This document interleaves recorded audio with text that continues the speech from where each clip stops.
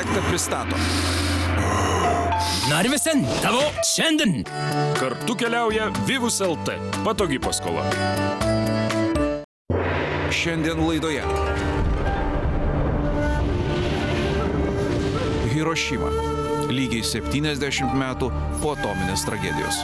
Sunku įsivaizduoti, kad normalus žmogus gali kalbėti, kad štai, jeigu jūs čia tokie, mes čia galim numesti bombą ir panašiai. Kada tiek daug gyvybių nusineša vienas žmogaus sprendimas. TV show. Puolė kažkokie žmonės su televizijos kamerom. Tradicinis japoniškas tualetas. Aš tai jaučiuosi kaip atvežtas į kažkokį kalėjimą betoninį kažkur vidury vandenyno.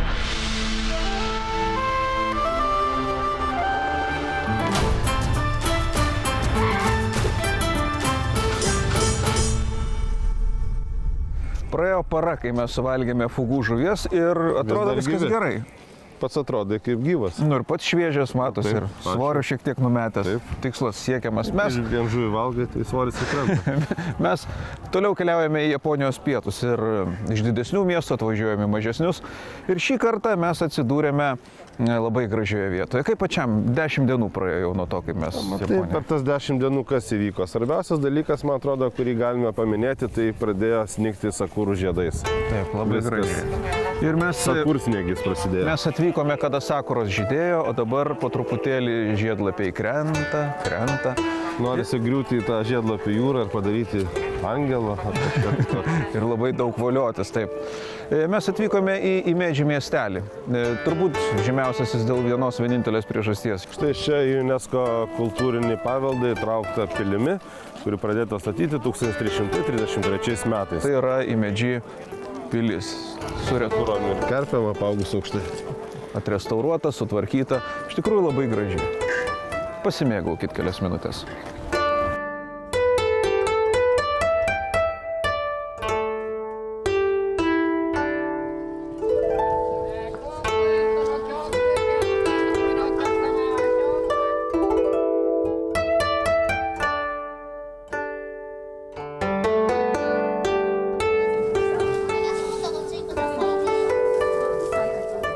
Nedidelis istorinis Himeidži miestelis buvo tik tai nedidelis stabtelėjimas mūsų kelyje į pietus. Į pietus, kur atrodo, kuo labiau, tuo šalčiau. Kaip Argentinoje, at pietų darosi. Taip, ir mes važiuojame į miestą, kuris pagarsėjęs pasaulio istorijoje dėl savo dramatizmo. Antro pasaulinio karo pabaigoje ant Hirošimos buvo numesta atominė bomba. Mes važiuojame ten ir, žinai, atrodo, iš karto tu prisimeni mokyklą, kada mokėsi istorijos vadovėlius apie tai, tačiau šalia visą laiką yra toks ir popkultūros paliktas pėdsakas. Pavyzdžiui, man iš karto sukosi galvoje 80-ųjų dainininkės Sandros atliekama daina Hirošima. Buvo tokia. Man taip, labai gerai pamenu, ta daina diskotekose buvo gan populiari, o man iškyla iškart mintise daina Enola Gay, kurią atliko grupė OMD. Enola Gay tai vadinasi lėktuvas, iš kurio buvo numesta atominė bomba, jis buvo pavadintas lėktuvo kapitono vado mamos garbei.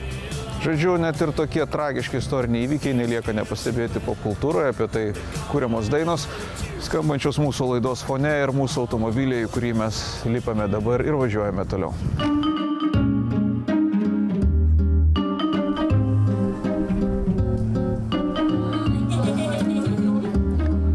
Šiaip mes keliaujame po Japoniją su mūsų senu geru draugu Koichi Sato, kuris gyvena Vilniuje, Lietuvoje, sukūrė šeimą, žaidė su mumis futbolą prelegentuose, yra puikus vaikinas.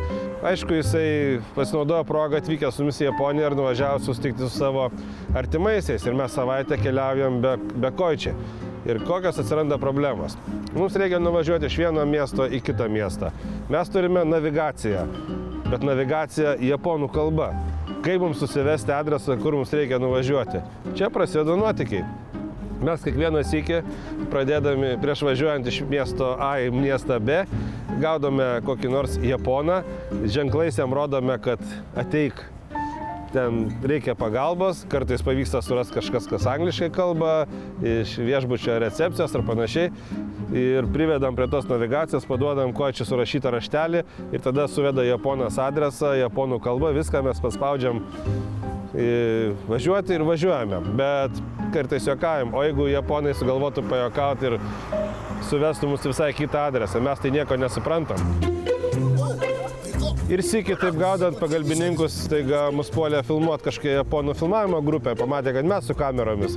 Hey, TV show? Oh, where are you from? Lithuania.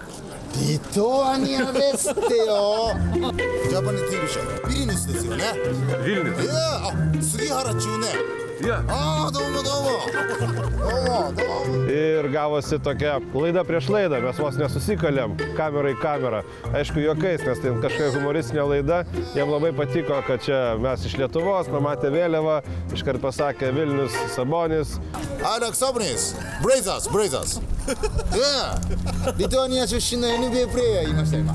Mes sustojame, pakvietėm prieiti arčiau ir padėti mums. Na ir čia prasidėjo aišku įdomybės. Jie iš mūsų juokėsi, kad kokie mes keliautojai, jeigu nesugebam įsivesti GPS, mes aišku pranešėm jiems, kad čia yra dar didesnis iššūkis ir mes sąmoningai tai darome. うわあ、ちょっとキャメ見て見て。万歳。万歳。 Tas vedėjas atėjo pas mane į mašiną ir pradėjo baksnuot, ieškodamas mums tinkamo adreso. Vyko toks chaosas labai didelis ir čia vat yra tikra Japonija, kadangi vyksta chaosas, kažkas aplinkui atsiranda žmonių, kurie nepuola patarinėti, kaip pavyzdžiui, kur nors Indijoje arba kur nors Persijoje. Sustotume, ateitų patartau iš karto. Ne, žmonės gerbia be privatumą ir per atstumą stebi, kas vyksta, bet visą tai fiksuoja aparatais, telefonais, nes jiems įdomu, kažkas tokio keisto, netradiciško vyksta. Oh my god! Special gift for you. 万歳 TV ショーネーム Yes, we show name. TV ショー万歳リトアニア国旗リトアニア国旗取ったあ取ったビリニュス Sumo. スーモジャパニーズビタラス Vytarasu, Vytarasu. Martinasu. マルティノスタカシ Takashi, Castle. あタカシキャスノータカシ Japonai labai draugiški, kultūringi ir nuoširdūs žmonės ir linkę padėti visiems, kurie keliauja po Japoniją. Thank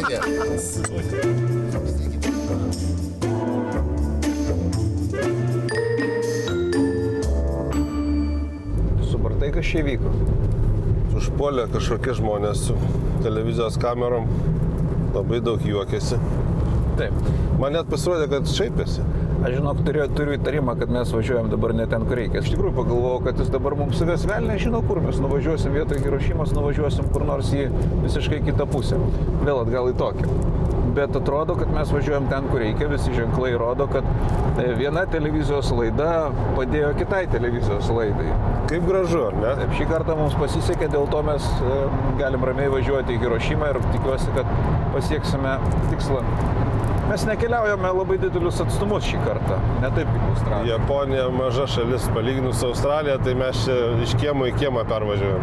Japonija labai žavi dar vienu aspektu. Mes nesame labai dideli kalnų mėgėjai, nes Pietų Amerikoje bent jau prisivažinėjome už daug gyvenimų į priekį. Japonijoje žmonės nedaro kelių kalnuose ir serpantinų. Jie tiesiog iškasė tunelius. Tas labai sutaupo laiko ir tas labai sutaupo sveikatos. Ir smagu važiuoti. Nereikia visą laiką sėdėti, kai sukasi galva. Tiesiog važiuoja ir važiuoja. Nes kai labai ilgai važiuoji kalnais, tai supranti tą auksinę taisyklę, kad blogiau už kalnus gali būti tik kalnai. Su visa pagarba visiems alpinistams.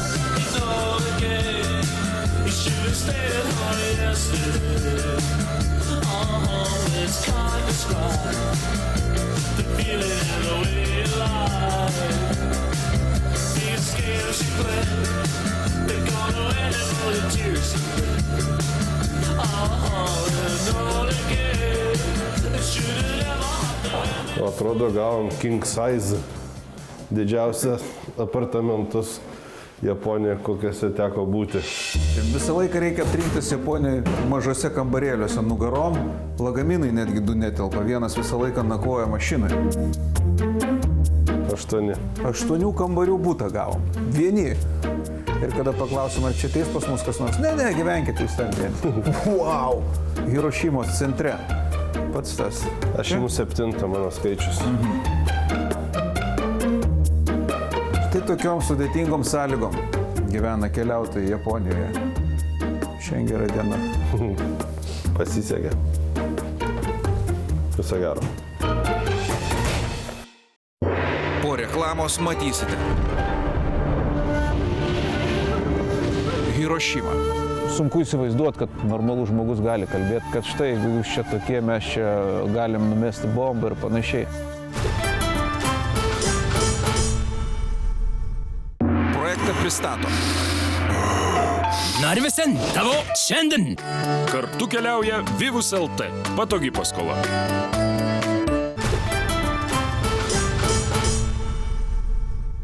Dar nebuvo nei vieno karto mūsų kelionėse, kad maršrutas, kurį mes numatome prieš keliones, būtų įvykdytas 100%. Taip ir šį kartą. Mes, dėliodami savo kelią, neplanavome užsukti į Hirošimą. Kalbant apie atominę bombą, mes galvojame, kad užvažiuosime į Nagasakį. Tačiau prieš kelias dienas mes pakeitėm savo planus ir važiuodami pro Hirošimą tiesiog negalėjome užsukti ten, kur buvo numesta pirmoji žmonijos istorijoje atominė bomba. Ir mes esame būtent tos klaikaus įvykio pačiame epicentre. Šis pastatas yra kaip simbolis atominio bombardavimo Hirošimos. Japonai vadina Genbaku Dome. Būtent čia 600 metrų aukštyje ir 160 metrų šiek tiek į šoną į pietryčius sprogo atominė bomba. Galime įsivaizduoti, kad štai čia kažkur šioje vietoje 600 metrų virš įvyko tas baisus sprogimas. Ir dėl to, kad šis pastatas buvusi komerciniai parodų rūmai Hirošimos buvo po bomba, tai jisai ir išliko, nesugriuvo, nes sklido sprogimo banga į šonus. Ir jis dabar yra įtrauktas į UNESCO kultūrinio paveldo sąrašą kaip atmintina vieta, kur būtent įvyko baisi tragedija.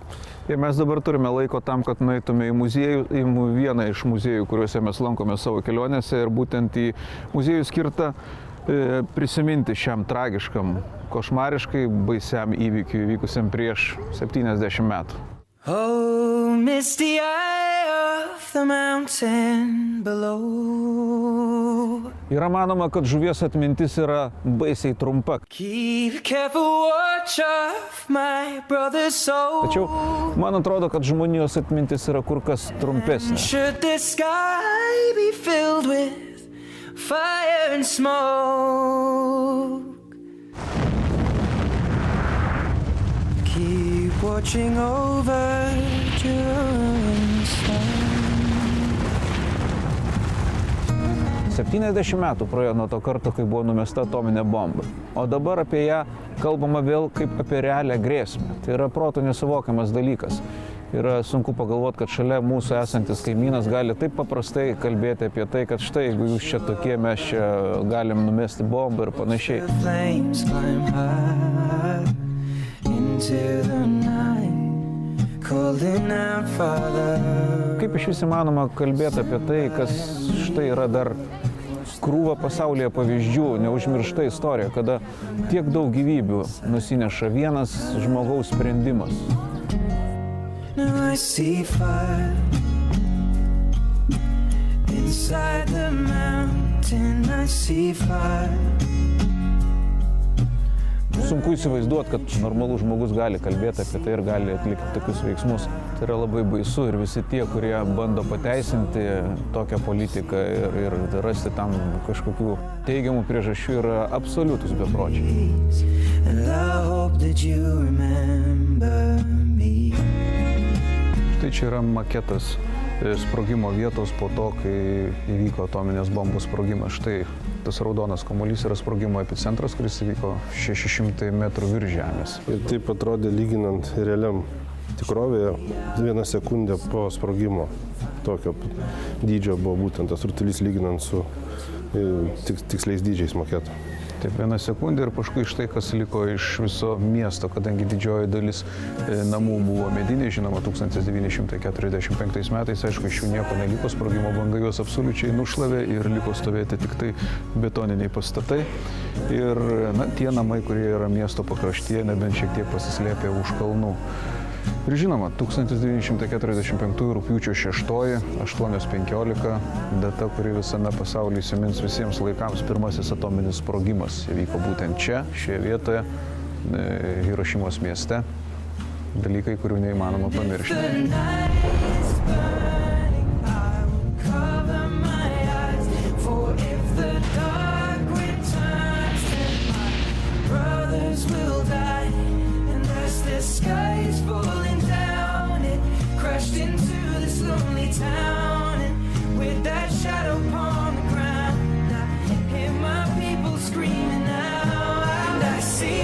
Šiame muziejuje galima pajusti visą tą tragišką atmosferą.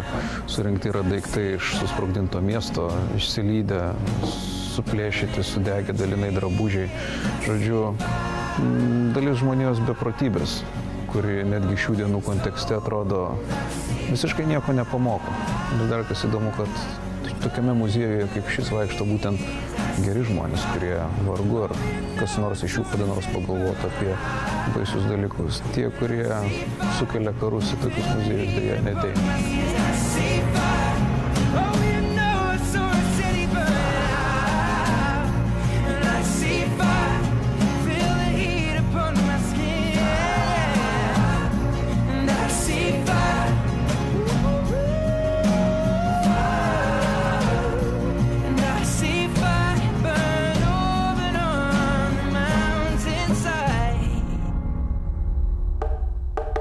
Kelionė Japonijoje, projektas, kurį mes pavadinome Banzai, yra jau 10. projektas mūsų kelionių istorijoje ir kai kuriuose kelionėse daugiau tenka laiko praleisti automobilyje, įveikiant didelius atstumus. Kelionė Japonijoje kitokia. Trumpų nuotolių distancijom važinėjom, kol kas didžiausias atstumas, kurį esame nuvažiavę, yra 400 km. Tai buvo mūsų nuotolis įvyktas tarp Hirošimos ir Nagasakio. Mes dabar esame Nagasakyje ir tai yra piečiausias mūsų kelionės taškas Japonijoje. Taip, iš viso nuo Tokijo mes nuvykome jau maždaug 1500 km ir paskui po truputėlį kitų kelių bandysim grįžti atgal. Bet mes atsidūrėme Nagasakyje, mieste, kuris kaip ir Hirošima dėja yra žinomas dėl dramatiškų įvykių.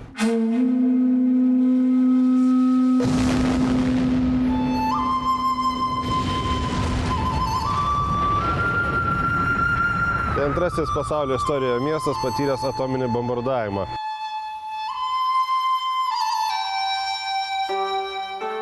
Prabėgus 2 dienom po Hirošimos bombardavimo, bomba buvo numesta ir ant Nagasakio ir, žinoma, padariniai buvo labai skaudus, bet viskas atstatyta. Miestas atsigavęs per 70 metų, išdygo nauji pastatai ir iš tikrųjų yra viena labai graži vieta, nuo kurios puikiai atsiveria visas Nagasakio miestas. Sako, kad tai yra pagal grožį reitinguojant 3. pagal grožį panoraminis vaizdas pasaulyje.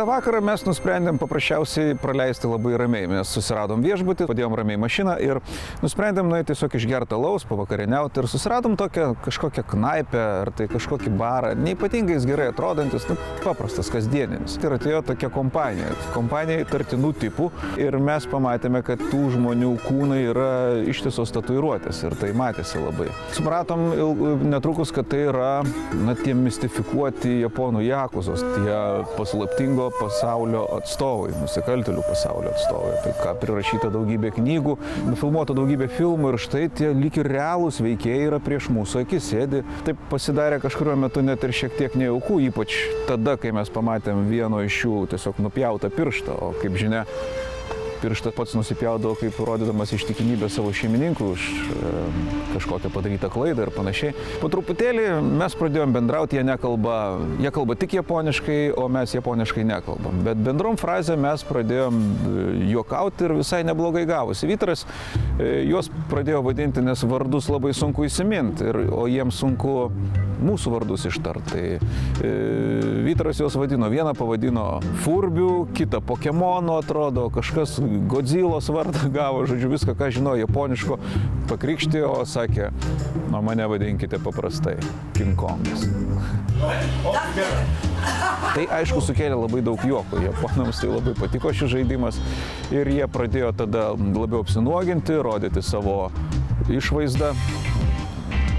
Mes įsitraukėm į tą žaidimą, bet tai buvo absoliučiai netikėtas, toks improvizuotas vakaras, linksmas ir toks kultūrinis pasikeitimas vizualiuoju menu baigėsi netrukus, mes grįžom namo miegot, laukia ilga diena. People are strange when you're a stranger. Faces look ugly when you're alone. Women seem wicked when you're unwanted. Streets are uneven when you're down, when you're straying. Martynai, man atrodo, per visas mūsų kelionės mes neišvengiamai susidurėm su bent keliais pastoviais dalykais. Vienas iš jų tai yra, būtinai turim paplaukioti vandeniu kažkokiu tai būdu. Nors abudu nesam labai dideli mėgėjai bangų ir supimo. Antras dalykas, būtinai atsidurėm kažkokioje tai apleistoje vietoje, apleistam mieste, negyvenamam, buvusiam gyvenamam mieste ir panašiai. Nors nesam profesionalūs alpinistai, bet būtinai turime kopti į kalnus. Tai trys tokie dalykai, kurių nepavyksta išvengti. Kartais jie patinka, kartais ne, o dabar mes susidursime su apleistų miestų, tokių, kokių esame matę Pietų Amerikoje, Vidurinė Azijoje, visose kelionėse mums jų pakliūna po ranka. When you're straying. Japonijoje yra tokia sala, vadinasi jinai Hašima. Yra keliolika kilometrų nuo Nagasakio ir ten kažkada gyveno daug žmonių, dabar ten visiškai nieko nėra. Oras geras, šiandieną mums vėl pasisekė, kad nelyja, nėra didelio vėjo, reiškia mūsų kelionė turi būti sėkminga.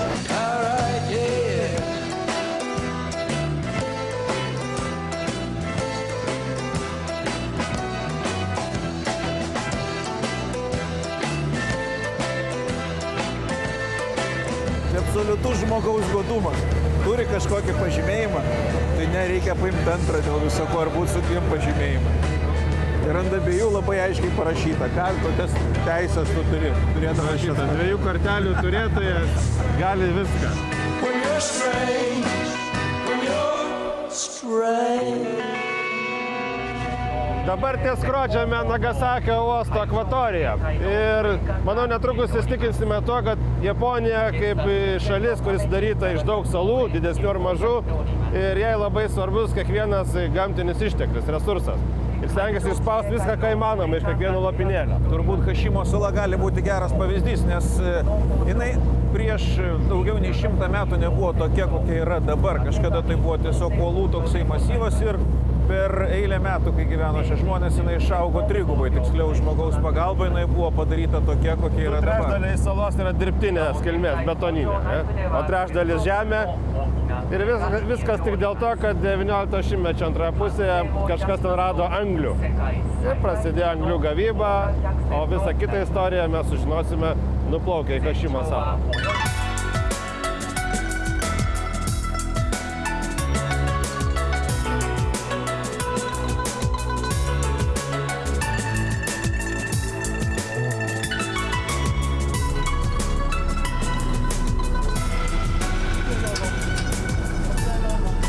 Nežinau, kaip pats Martynai, aš tai jaučiuosi kaip atvežtas su kalinių grupe į kažkokį tokį kalėjimą betoninį, kažkur vidury vandenyno. Kaip Alkatracas San Franciske, ar ne? Jo. Primena šiek tiek.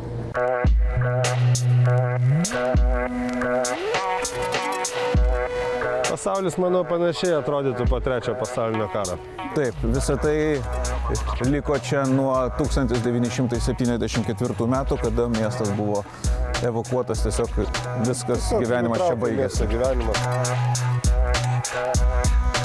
19 šimtmetį čia atrado anglies, nusipirko kažkoks verslininkas šią salą, pradėjo eksploatuoti tą anglį, po to Mitsubishi korporacija įsigijo ir tada prasidėjo augimas šios salos pramonės. Čia vienu metu gyveno 5000 maždaug gyventojų. Dabar turbūt labai sunku įsivaizduoti, stovint čia šioje Hašimo saloje, kad kažkada čia vyko gyvenimas, kad čia buvo aukštoji mokykla, darželis, kad čia moteris rytais pro langus vedindavo patalinę, eidavo į darbus, kad vyrai lįsdavo daug dešimčių ir šimtų metrų po žeme, kasdami anglį. Kad čia buvo netgi žmonių gaudesys turbūt labai didelis, nes įsivaizduokite, kad tokioje nedidelėje saloje telpa daugiau negu 5000 žmonių. Darbo sąlygos čia iš tiesų buvo sudėtingos, šachtininkai leisdavosi į 600 metrų gylį, drėgmė, karštis, vandens mažai nusiprausti galų gale, net tas geriamas vanduo iš pradžių gėlinamas iš jūros vandens. Problemų daug, tačiau žmogus tai paima, įsitveria į tokį žemės lopinėlį, sugeba jame gyventi, dirbti, kurti šeimas ir panašiai. Tokios gyvenimo sąlygos neįprastos, bet nuolatos salą daužo taifūnai, ypač rudenį, rugsėjo mėnesį. Didelės bangos daužydavo pakrantę ir aišku, tas čia matosi betoninės apsaugos nuo bangų, bet vis dėlto milžiniška banga kaldavo, būdavo daugybė vandens, žmonės įpratę būdavo, kaip žinot, kaip perėję. Perėję tu laukia, kol tau bus žalia šviesa, kol mašinos pradžios irgi. Banga trenkdavo, tada visi bėgdavo, kuriems reikia, į parduotuvę, į kirpyklą, panašiai, ir vėl laukdavo, vėl banga trenkia ir vėl panašiai. Buvo aktyvus gyvenimas ir staiga praėjus kažkiek laiko, per kelias dienas nieko nebelieka.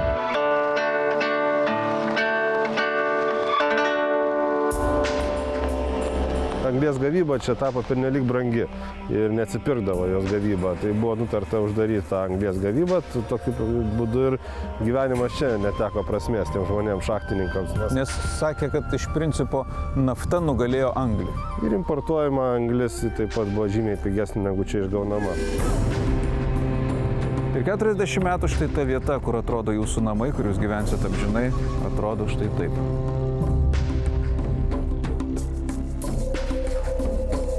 Kažkas prasideda, kažkas baigėsi.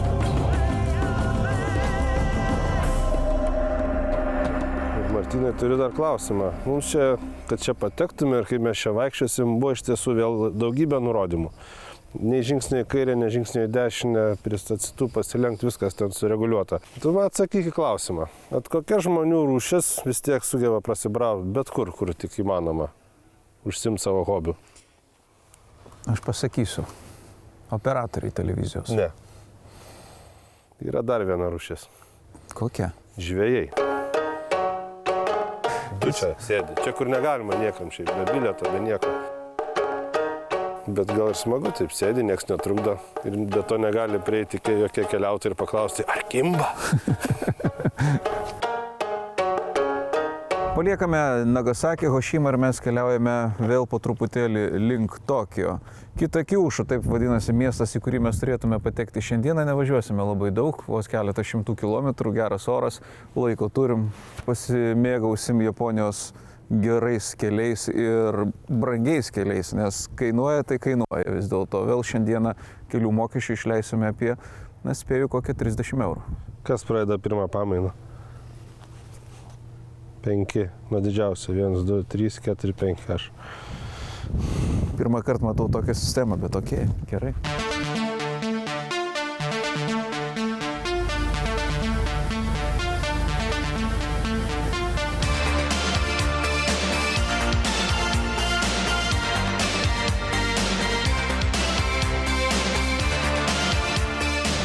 Kas čia yra? Suši. Taip, čia yra Suši maki. The great commandment shows the contact between the world and their embarrassing pavement. Leave the stolen, read the reading, realize the man who says anything. The great commandment. Savo kelionėse mes ne vien tik tai ragaujame maistą, ne vien tik tai parodome kitos šalies kultūrinius papročius, tačiau turime ir vieną specialią rubriką, prie kurios karts nuo karto su dideliu džiaugsmu grįžtam. Tradicinis japoniškas tualetas. Pasižiūrėkite, štai čia yra nedidelė kišenė. Svarbiausia yra tualetas, ne tiek pats tualetas, kiek tualeto dangtis. Japonijoje tai yra klasika. Štai, ateikite arčiau, pasižiūrėkite. Šildomas dangtis. Štai čia. Visą laiką atsisėdus, tu nesijūsi sušalęs. Tada jūs atliekate savo reikalus. Jeigu jūs esate moteris, jūs spaudžiate šį mygtuką. Pagal fiziologiją, ne? Jeigu jūs esate vyras, spaudžiate mėlynai mygtuką. Kaip visą tai atrodo? Štai žaliami. Vėl suprato, kad kažkas atsisėdo. Ir dabar spaudžiu mėlynai. Ir kasgi vyksta? Jėzus Marija. Taip, išlenda toksai, va, surado ir jisai dabar Gali patraukti ranką. Nelabai, nes čia mes paskęsim. Jeigu aš manau, kad jau man to užtenka, aš spaudžiu mygtuką stop. Robotukas pasitraukia. Ačiū labai už darbą. Pasivaizduokim, Martynai, hipotetiškai grinai, kad tu moteris. Srovė bus nukreipta šiek tiek kitur, štai. Ir žymiai ilgesnis strypelis. Vanduo šiltas, viskas higieniška, srovę galima reguliuoti. Yra reguliklis. Arigatou. Reikia būtinai pasakyti arigatou. Štai taip, viskas jūs atlikot reikalą. Tiesą sakant, aš jums šiek tiek pavydžiu, nes Martynas jums viską paaiškino, o kai kuriems žmonėms teko tos pažinti akis į akį. Ir iš pirmo karto tą padaryti tikrai nėra lengva. reklamos matysite. Čia tas garsusis japonų tuningas, mašinų ir motociklų. Būkit malonus, ponas, pasitraukit nuo kelio. Čia kaip tik nusileido lėktuvu mūsų Japonijos princas. Projektą pristato Narvesen tavo šiandien. Kartu keliauja Vivus LT. Patogi paskola.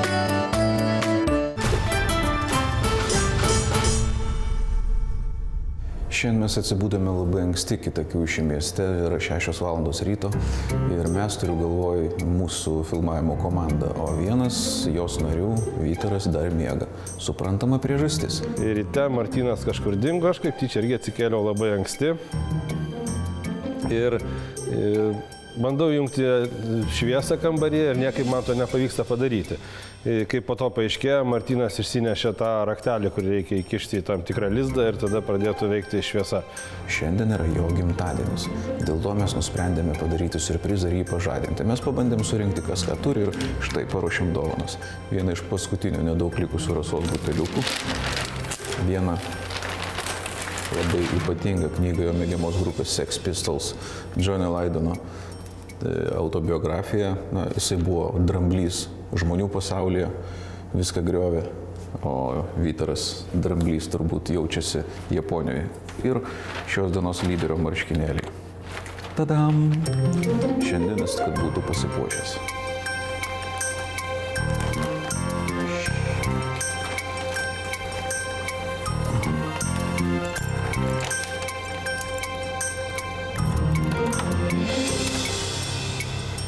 Staiga durys atsiveria ir įžengia sveikinimo ceremonija.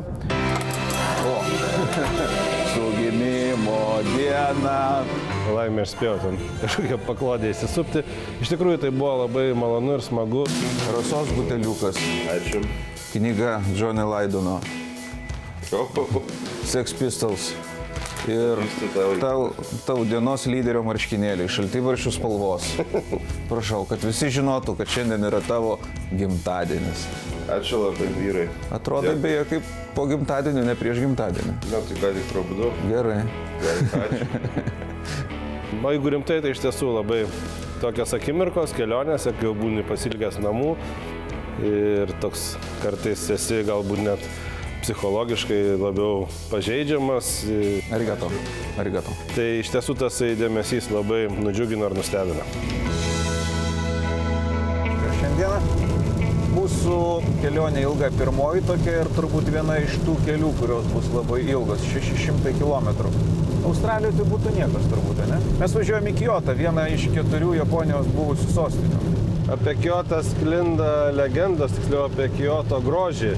Netgi galima sakyti, kad Kioto grožis išgelbėjo patį miestą nuo baisių padarinių. Per Antrą pasaulinį karą, kai buvo bombarduojami Japonijos miestai, amerikiečių generalinis štabas nutarė, kad Kioto nebombarduosim, nes jis yra per gražus miestas ir reikia išsaugoti. Simboliška, kad per paties gimtadienį mes važiuojame taip gražiai pasipuošęs, važiuojame į miestą, kur laukia jau vietos gyventojai su orkestru, tautų paradu turbūt ir vaišėm. Ačiū bičiuliai, kad parinko tokią gražią vietą gimtadienį.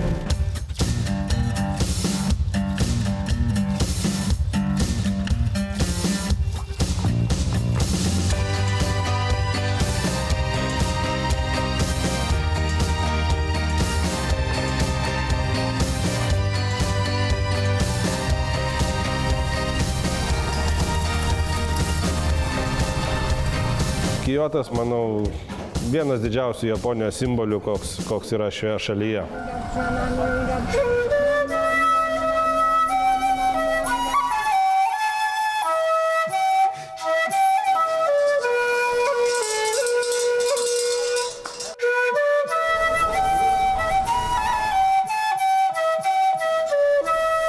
Miestas, kuriame reikia praleisti ne dieną ir ne dvi.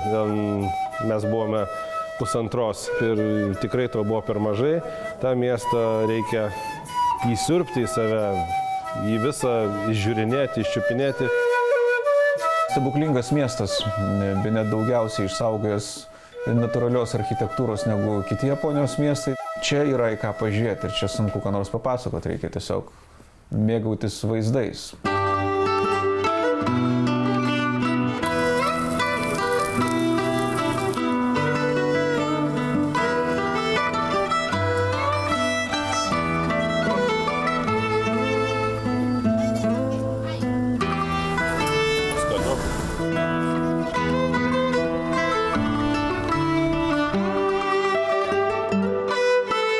Istorinėme Kioto mieste mes atsidūrėme garsiajame Gijon rajone. Šiame rajone renkasi verslininkai ir renkasi geišos. Būtent geišų gatvė vadinama šita vieta.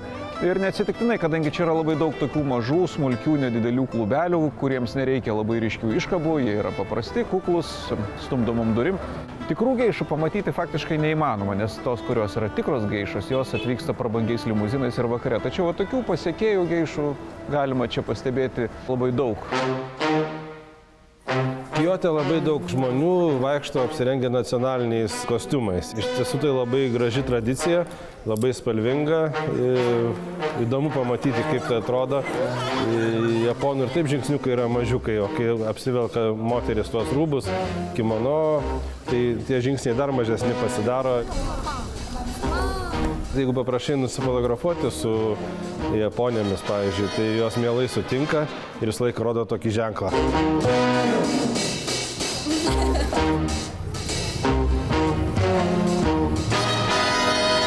Čia tas garsusis japonų tuningas, mašinų ir motociklų. Kiotas paliko pačius maloniausius prisiminimus ir tai miestas, į kurį norėtųsi dar sugrįžti.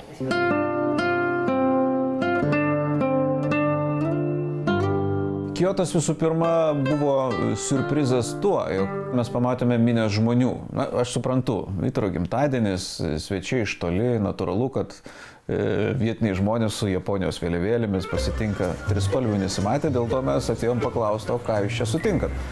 Sakė, taip iš tikrųjų sutinkam, būkit malonus ponas, pasitraukit nuo kelio, čia kaip tik nusileido lėktuvu mūsų Japonijos princas, kaip tik važiuos pro šalį. Ir ką jūs galvojat? Važiavo princo mašina, mojuoja, mes irgi mojuojam, štai toks geras sutapimas. Vytarą Radzevičių gimtadienio proga į Kioto miestą atvyko pasveikinti pats Japonijos princas. Arigato.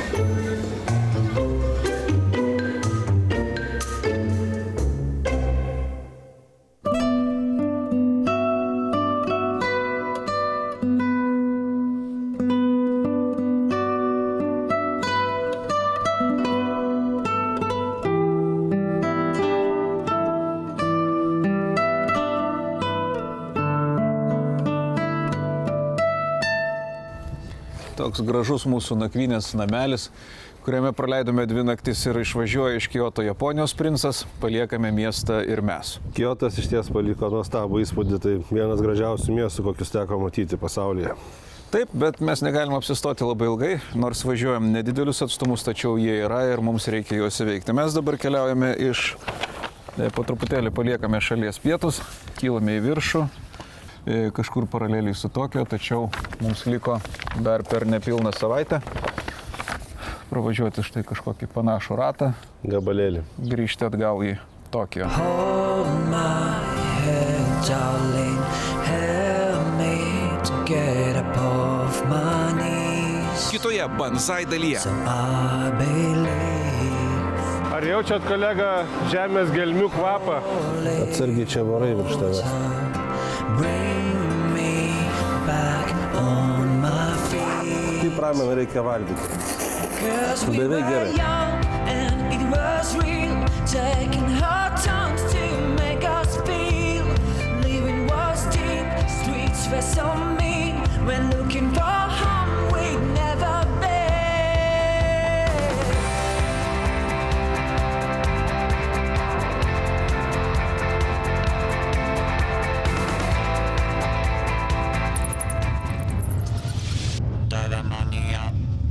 Projektą pristato Narvesen tavo šiandien.